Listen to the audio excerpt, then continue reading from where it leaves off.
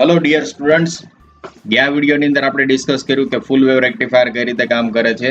આ વિડીયોની અંદર આપણે ડિસ્કસ કરવાના છીએ કે ફૂલ વેવ રેક્ટિફાયરનો જે બીજું કન્ફિગરેશન છે, જેને આપણે કહીએ છીએ બ્રિજ રેક્ટિફાયર, એ કઈ રીતે કામ કરે છે. ઓકે, તો ફૂલ વેવ રેક્ટિફાયરનું સેકન્ડ વર્ઝન છે, આ લેક્ચરમાં આપણે ડિસ્કસ કરવાના છીએ. Full wave but bridge rectifier. Bridge rectifier. Okay, તો સૌથી પહેલા એના કન્સ્ટ્રક્શન થી શરૂઆત કરીએ. તમે ફૂલ વેવ રેક્ટિફાયર છે એ સમજી લીધું છે, એટલે બ્રિજ રેક્ટિફાયર સમજવામાં બહુ વાર નહીં લાગે, બહુ ઇઝીલી તમે સમજી શકશો. તો સૌથી પહેલા હું એનો ડાયાગ્રામ ડ્રો કરી નાખું. ફૂલ વેવ રેક્ટિફાયર છે, એ ફૂલ વેવ રેક્ટિફાયર ની અંદર એક એસી પાવર સપ્લાય હશે, એક ટ્રાન્સફોર્મર હશે કે જે સ્ટેપ અપ કે સ્ટેપ ડાઉન કરી આપતું હશે તમને. તો મોટા ભાગના રેક્ટિફાયરના સર્કિટની અંદર આપણે જે ટ્રાન્સફોર્મર યુઝ કરીએ છીએ એ ટ્રાન્સફોર્મર છે મોટા ભાગે સ્ટેપ ડાઉન ટ્રાન્સફોર્મર હશે, કોઈ સ્ટેપ અપની રિક્વાયરમેન્ટ નહીં હોય. જે તમારું આ સેકન્ડરી કોઇલ છે એની સાથે લોડ લાગે છે, એ લોડ છે એ સૌથી પહેલા આવી જશે ફૂલ વેવ રેક્ટિફાયર. તો full wave rectifier, bridge rectifier. તો બ્રિજ રેક્ટિફાયરનો ડાયાગ્રામ છે એ કંઈક આ રીતે બને છે. બ્રિજ રેક્ટિફાયર છે એની અંદર બ્રિજ ઉપરથી તમને આઈડિયા આવી ગયો હશે કે 4 ડાયોડની રિક્વાયરમેન્ટ છે અને ચારે 4 ડાયોડ એકબીજા સાથે એક બ્રિજના ફોર્મમાં કનેક્ટ થયા હશે. તો આ 4 જે ડાયોડ છે એ કંઈક આ રીતે છે, કનેક્ટ થયેલા છે અને આ જે બ્રિજ બને છે એના 2 ટર્મિનલ ઉપર આપણી સેકન્ડરી કોઇલ લાગેલી હશે અને બાકીના 2 ટર્મિનલ ઉપર લોડ રેઝિસ્ટર લાગેલો હશે. ખાસ ધ્યાન રાખજો, અહીંયા શોર્ટ સર્કિટ નથી, એટલે જમ્પ કરીને આ રીતના ટર્મિનલ ડ્રો કરવાના. ઓકે, અને અહીંયા લાગેલો હશે load resistor. Load resistor. Okay, અને એની એક્રોસમાં આપણે ચેક કરતા હશું output voltage. Output voltage VO. Okay, voltmeter કે ઓસિલોસ્કોપનો ઉપયોગ કરીને તમે એ વોલ્ટેજ છે એ માપી શકો છો. ઓકે, આ થઈ ગયો આપણો circuit diagram. RL, positive, negative, RL. Okay, તો હવે જલ્દીથી બધાને નામ આપી દઈએ. ફોર એક્ઝામ્પલ, આપણી પાસે જે પાવર સપ્લાય છે એ છે VS power supply, 230 volt, 50 hertz frequency, AC power supply. પછી આપણે યુઝ કર્યો છે એક step down transformer. Step down transformer જેનું કામ છે 230 વોલ્ટમાંથી ફોર એક્ઝામ્પલ 12 વોલ્ટ એસીમાં કન્વર્ટ કરવું, 50 hertz frequency as it is રહેશે. બરાબર, અને જે પાવર છે ફરી વખત આપણને ટ્રાન્સફોર્મરનો આઉટપુટ છે એસી પાવર જ પાછો મળશે, એની અંદર વેરિએશન આવશે નહીં. પછી આવી જશે બ્રિજ રેક્ટિફાયર. તો બ્રિજ રેક્ટિફાયરની અંદર ડાયોડ D1 નામ આપી દઈએ, D2, D3 અને D4 ડાયોડ આપી દઈએ. ઓકે, જે લોડ છે એ લોડ સાથે જે લોડ કનેક્ટ કર્યો છે એ ફોર એક્ઝામ્પલ છે RL લોડ. ક્લિયર? અમુક નોટેશન આપી દઈએ. ફોર એક્ઝામ્પલ, આ પોઈન્ટ છે A છે, પોઈન્ટ B છે, પોઈન્ટ C છે, D, E, F, G and H. Okay, આટલા પોઈન્ટ આપણી સર્કિટની અંદર છે અને હવે આપણે સમજવું છે કે આ સર્કિટ કઈ રીતે વર્ક કરે છે. તો ફરી વખત સર્કિટ છે 2 મોડની અંદર આપણે ડિવાઈડ કરી દઈશું અને 2 મોડમાં આખી સર્કિટ છે એ કામ કરશે. તમને ખબર છે પહેલો મોડ છે એ કયો થશે? તો કે positive half cycle. Positive half સાયકલમાં ફોર એક્ઝામ્પલ 12 વોલ્ટનું જે આપણને આ ટ્રાન્સફોર્મરનું આઉટપુટ મળે છે એ 12 વોલ્ટનું આઉટપુટ ધારો કે આ રીતે મળે છે તમને. સેકન્ડરીની અંદર જે વોલ્ટેજ મળે છે એ વોલ્ટેજ ધારો કે પોઈન્ટ C અને પોઈન્ટ H વચ્ચે જે પોઈન્ટ વચ્ચે વોલ્ટેજ મળે છે એ વોલ્ટેજ છે 12 વોલ્ટના ધારો કે મળે છે અને વેવફોર્મ VS નું જે હતું એ VS1 હું કહી દઉં હવે સેકન્ડરીનું આઉટપુટ, તો એ આઉટપુટ વોલ્ટેજ છે એ કંઈક આવા મળશે. જેમાં પોઝિટિવ હાફ સાયકલની વાત કરીએ તો પોઝિટિવ હાફ સાયકલમાં 0 થી પાઈ સુધીનો જે ટાઈમ છે એ ટાઈમને થશે પહેલો mode, mode 1, positive half cycle. સૌથી અગત્યનો પોઈન્ટ છે આ, અને એક્ઝામ પોઈન્ટ ઓફ વ્યૂ અથવા એપ્લિકેશન પોઈન્ટ ઓફ વ્યૂ જો વાત કરીએ તો સૌથી અગત્યનો પોઈન્ટ હોય તો એ આ પોઈન્ટ છે. ઓકે, એટલે ખાસ ધ્યાન રાખીને જોજો. સૌથી વધારે એપ્લિકેશન છે બ્રિજ રેક્ટિફાયરની હોય છે ઇન્ડસ્ટ્રીમાં અને તમારા પ્રોજેક્ટ પોઈન્ટ ઓફ વ્યૂ પણ. ઓકે, તો પોઝિટિવ હાફ સાયકલની વાત કરીએ તો પોઝિટિવ હાફ સાયકલ ક્યાંથી ક્યાં સુધી હશે? તો કે 0 થી લઈને પાઈ સુધી. 0 થી લઈને પાઈ સુધી. ઓકે, તો આ પોઈન્ટ, આ પોઝિટિવ હાફ સાયકલની અંદર શું થશે? તો કે પોઝિટિવ હાફ સાયકલની અંદર ઇનપુટ પાવર સપ્લાય છે એમાં કરંટનો છે ફ્લો છે એ આ રીતે થશે. શું કામ આ રીતે થશે? તો કે પોઝિટિવ હાફ સાયકલમાં ઉપરની સાઈડ અહીંયા પોઝિટિવ હશે, નીચેની સાઈડ અહીંયા નેગેટિવ હશે. તો કરંટ છે એ A ટુ B છે એ અપવર્ડ ટુ ડાઉનવર્ડ ફ્લો થતો હશે. તો ઇનપુટ કરંટ છે એ input current A to B flow થતો હશે. ક્લિયર? તો એના લીધે અહીંયા જે સેકન્ડરી છે એની અંદર અહીંયા પોઝિટિવ આવી જશે અને અહીંયા નેગેટિવ આવી જશે. જે રીતે પ્રાઇમરીની અંદર હતું એ જ રીતે સેકન્ડરીમાં થઈ જશે. તો એના લીધે હવે સી પોઈન્ટ છે એ પોઝિટિવ થઈ ગયો છે, એચ પોઈન્ટ છે એ નેગેટિવ છે. તો કરંટનો ફ્લો ક્યાંથી થશે? તો કે કરંટનો ફ્લો કરવો હોય તો જ્યારે અહીંયા પોઝિટિવ છે તો એ વખતે ડાયોડ D1 ના એનોડ ઉપર કેવો સપ્લાય થશે? તો કે સી સાથે ડાયરેક્ટલી કનેક્ટેડ છે એટલે પોઝિટિવ થશે. ડી પોઈન્ટને અત્યારે જવા દઈએ તો ડી પોઈન્ટ ક્યાં કનેક્ટેડ છે? તો કે લોડ સાથે, એટલે કે ડી પોઈન્ટ છે ઈ સાથે કનેક્ટેડ છે. ઈ અને એફ વચ્ચે એક રજિસ્ટર છે, લોડ રજિસ્ટર, અને લોડ રજિસ્ટર પછી આવી જાય છે આપણે ડાયરેક્ટ એફ પોઈન્ટ, અને એફ પોઈન્ટ થી જી પોઈન્ટ. એફ પોઈન્ટ અને જી પોઈન્ટ ડાયરેક્ટલી કનેક્ટેડ છે. ઓકે, અને જી પોઈન્ટ છે એની સાથે બે ડાયોડ લાગેલા છે. એક ડાયોડ છે એ છે ડાયોડ D3. તો D3 ના કેથોડ ઉપર શું લાગેલું છે? તો કે નેગેટિવ પાવર સપ્લાય છે. એટલે કે એને જો પોઝિટિવ પાવર સપ્લાય મળી શકે તો ડાયોડ D3 છે એ ફોરવર્ડ બાયસમાં આવી શકે, કારણ કે એના એક ટર્મિનલ ઉપર કેથોડ ઉપર નેગેટિવ તો છે જ, હવે એનોડ ઉપર ખાલી પોઝિટિવ મળી જાય તો એ પણ ફોરવર્ડ બાયસમાં કન્વર્ટ થઈ શકે છે. કરંટ ક્યાંથી ક્યાં ફ્લો થશે? ઓકે, ચલો તો હવે જોતા જઈએ. કરંટ છે ધીમે ધીમે આ રીતે ઇન્ક્રીઝ થશે, સી પોઈન્ટ સુધી પહોંચે છે. સી પોઈન્ટ થી કરંટ બે પાર્ટમાં ડિવાઈડ થઈ શકે, D1 માંથી ફ્લો થઈ શકે ઓર D4 માંથી ફ્લો થઈ શકે. તો D4 માંથી કેમ ફ્લો નથી થતો? તો કે D4 છે ડાયોડ, એના કેથોડ ટર્મિનલ ઉપર આપણે પોઝિટિવ પાવર સપ્લાય આપ્યો છે. જો કોઈ ડાયોડના કેથોડ ટર્મિનલ ઉપર પોઝિટિવ પાવર સપ્લાય આપશો તો ડાયોડ છે ઓપન સર્કિટ થઈ જશે, એટલે D4 છે અહીંયા ઓપન થઈ જશે, એટલે ત્યાંથી કરંટ નહીં ફ્લો થાય. D1 માંથી કરંટ શું કામ ફ્લો થાય છે? તો કે D1 ના એનોડ ઉપર આપણે શું આપ્યું છે? પોઝિટિવ પાવર સપ્લાય, એટલે એ છે ફોરવર્ડ બાયસ થશે, એટલે કરંટ છે D1 માં ફ્લો થશે. હવે આવી ગયા પોઈન્ટ ડી ઉપર. તો ડી પોઈન્ટ ઉપર બે પાર્ટમાં કરંટ ડિવાઈડ થવો જોઈએ. એક અહીંયા ફ્લો થઈ શકે છે અથવા તો અહીંયા ફ્લો થવો જોઈએ, પણ ત્યાં ફ્લો નહીં થાય. D2 માં ફ્લો શું કામ નહીં થાય? તો કે હવે જે પોઝિટિવ પાવર હતો D1 તો ડાયરેક્ટલી શોર્ટ સર્કિટ થઈ ગયો હતો, એટલે જે પોઝિટિવ અહીંયા ટર્મિનલ હતો એ અહીંયા ટ્રાન્સફર થઈ જશે, બંને ડાયરેક્ટલી શોર્ટ સર્કિટ છે. એટલે D2 ના કેથોડ ટર્મિનલ ઉપર હવે શું આવી ગયું? તો કે D2 ના કેથોડ ટર્મિનલ ઉપર આવી ગયું છે પોઝિટિવ. જો D2 ના કેથોડ ટર્મિનલ ઉપર પોઝિટિવ હોય તો એ થઈ જશે ઓપન સર્કિટ. ઓપન સર્કિટ થઈ જશે તો બધો કરંટ ક્યાંથી ફ્લો થશે? તો કે ઈ ટર્મિનલમાંથી. ઈ ટર્મિનલમાંથી લોડ થ્રુ કરંટ છે એ ફ્લો થઈને આગળ વધશે. આગળ વધતો વધતો ક્યાં જશે? તો કે જી પોઈન્ટ ઉપર.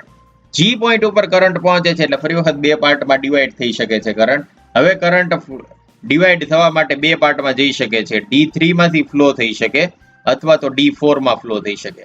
હવે તમે જોયું કે ડાયોડ D4 છે એના કેથોડ ઉપર પોઝિટિવ ઓલરેડી છે જ, અને એનોડ ઉપર ફરી વખત હું પોઝિટિવ આપું છું તો એ થઈ જશે ડાયોડ ઇક્વિલિબ્રિયમમાં. બંને વોલ્ટેજ સરખા છે, તો બંને વોલ્ટેજ સરખા હોય તો ડાયોડ છે એ ફોરવર્ડ બાયસમાં થાય નહીં, બરાબર? એમાં વોલ્ટેજનો ડિફરન્સ હોવો જોઈએ. તો ડાયોડ D3 માટે શું થશે? તો કે ડાયોડ D3 ના એક ટર્મિનલ એનોડ ઉપર પોઝિટિવ પાવર સપ્લાય છે, કેથોડ ઉપર નેગેટિવ પાવર સપ્લાય છે, તો એ ડાયરેક્ટલી શું થઈ જશે?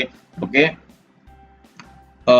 Forward bias. તો ફોરવર્ડ બાયસમાં એ થઈ જશે શોર્ટ સર્કિટ, અને શોર્ટ સર્કિટ થશે તો કરંટ છે એ મેક્સિમમ અહીંથી એચ પોઈન્ટ સુધી ફ્લો થશે.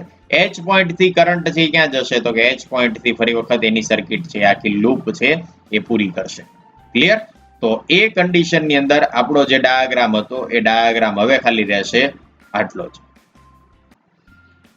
પાવર સપ્લાય, પછી તો કે ટ્રાન્સફોર્મર એઝ ઇટ ઇઝ આવશે.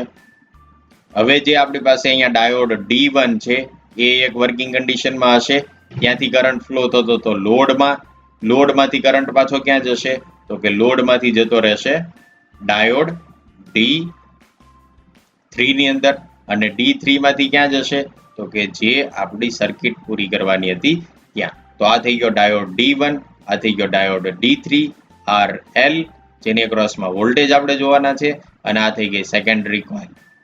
ઓકે, બાકીના બે ટર્મિનલ બ્રિજના શું થશે? તો કે ઓપન સર્કિટ. શું કામ? તો કે ત્યાં કોઈ કરંટનો ફ્લો હતો નહીં, એટલે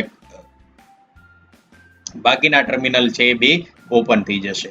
તો હવે જે આપણો ડાયાગ્રામ હતો VS પાવર સપ્લાય સાથે એ કંઈક આ રીતે બનશે.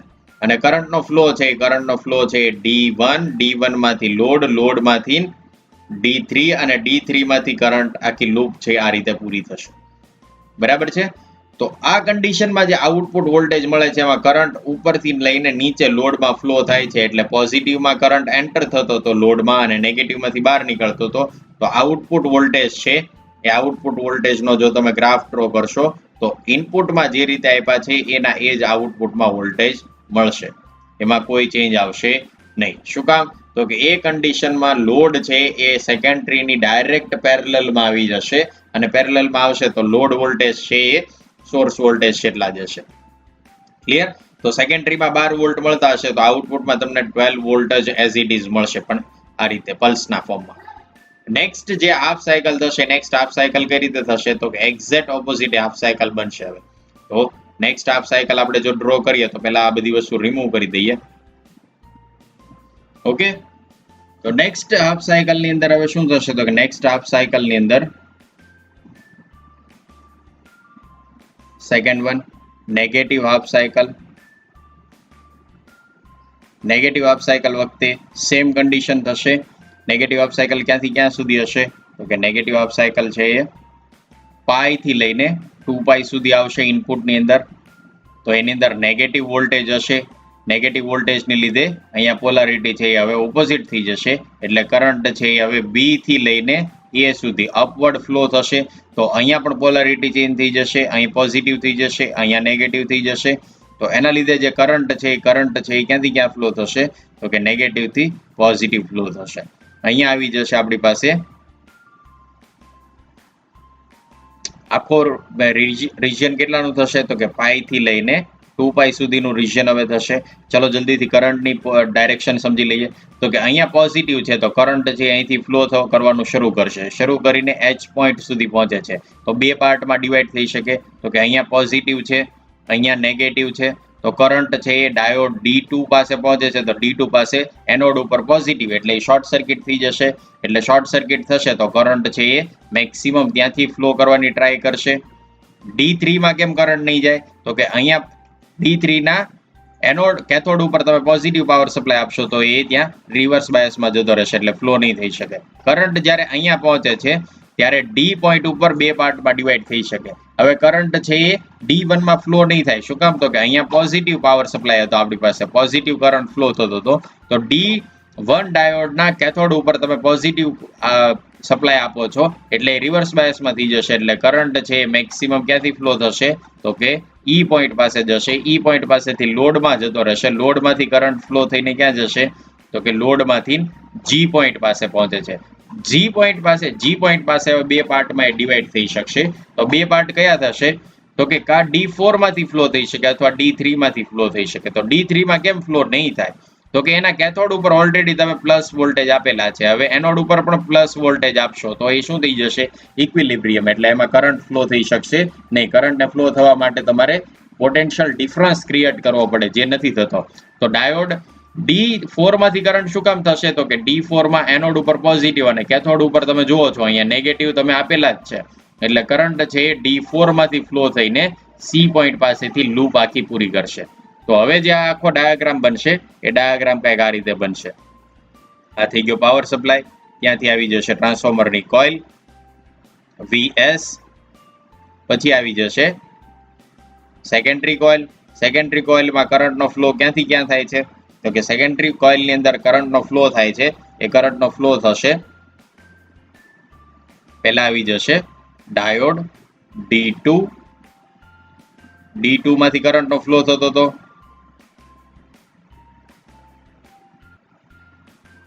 D2 માંથી લોડમાં કરંટનો ફ્લો થતો હતો. તો લોડ આવી જશે. લોડમાંથી ક્યાં જશે તો કે લોડમાંથી કરંટનો ફ્લો થઈને ડાયોડ D4 માં જશે. ડાયોડ D4 માં કરંટનો ફ્લો થશે અને D4 માંથી પાછું ક્યાં જતું રહેશે સોર્સમાં જતું રહેશે. બાકીના બે ડાયોડ છે એ ટાઈમે શું હશે તો કે ઓપન સર્કિટ હશે, રિવર્સ બાયસમાં હતા એટલે. તો રિવર્સ બાયસમાં કઈ કરંટનો ફ્લો થશે નહીં. ક્લિયર? તો કરંટનો ફ્લો ક્યાંથી ક્યાં થતો હતો હવે સેકન્ડરી કોઇલની અંદર તો કે સેકન્ડરી કોઇલમાં કરંટનો ફ્લો થતો હતો એ થશે અહીંથી ડાયોડ D2 માંથી લોડમાંથી કરંટનો ફ્લો થઈને ડાયોડ D4 માં અને D4 માંથી કરંટનો ફ્લો છે એ ફરી વખત આ રીતે લૂપ પૂરી થશે. આ થઈ ગયો ડાયોડ D2 અને આ થશે D4. તો પોઝિટિવ હાફ સાયકલ વખતે કરંટનો જે ફ્લો થતો હતો એ કરંટનો ફ્લો હતો એ કંઈક ઉપરથી નીચે આ રીતે હતો. પહેલા પોઝિટિવમાં એન્ટર થાય પછી નેગેટિવમાં જાય. હવે કઈ રીતે કરંટ ફ્લો થાય છે RL માંથી? તો કે કરંટનો ફ્લો છે એ ફરી વખત D2 માંથી પોઝિટિવમાંથી કરંટ નેગેટિવમાં નીકળે છે. તો કરંટની ડાયરેક્શન હજી એની એ જ છે લોડ માટે. તો લોડ માટે જો કરંટની ડાયરેક્શન એની એ હશે તો આઉટપુટ વોલ્ટેજની અંદર પણ કરંટ વોલ્ટેજની ડાયરેક્શન છે એની એ જ રહેશે, એમાં કઈ ચેન્જ આવશે નહીં. એટલે તમને પોઝિટિવ હાફ સાયકલ જ ખાલી આઉટપુટમાં મળ્યા કરશે અને કન્ટિન્યુઅસ મળતી હશે. બરાબર, પોઝિટિવ હાફ સાયકલ વખતે પણ મળશે અને નેગેટિવ હાફ સાયકલ પણ વખતે પણ મળશે. એટલે આઉટપુટ વોલ્ટેજ છે એ ખાલી તમને પોઝિટિવ હાફ સાયકલમાં જ મળશે. ક્લિયર? આ થઈ ગયા આઉટપુટ વોલ્ટેજ. તો આ જે વેવફોર્મ મળે છે એ તમને મળે છે એને કહેવાય પલ્સેટિંગ ડીસી. અને આને પલ્સેટિંગ ડીસી માંથી જો તમારે કોન્સ્ટન્ટ ડીસી માં કન્વર્ટ કરવું હોય તો તમારે કરવું પડે એનું ફિલ્ટર. જો તમે ફિલ્ટર કરી દો તો તમને કોન્સ્ટન્ટ ડીસી આઉટપુટ મળી શકે. હવે જે કોન્સ્ટન્ટ ડીસી આઉટપુટનો જે ટોપિક છે એ ફિલ્ટરનો છે અને એના માટે આપણે નેક્સ્ટ લેક્ચરમાં ડિસ્કસ કરશું કે કઈ રીતે કોન્સ્ટન્ટ ડીસી આઉટપુટ વોલ્ટેજ મળી શકે.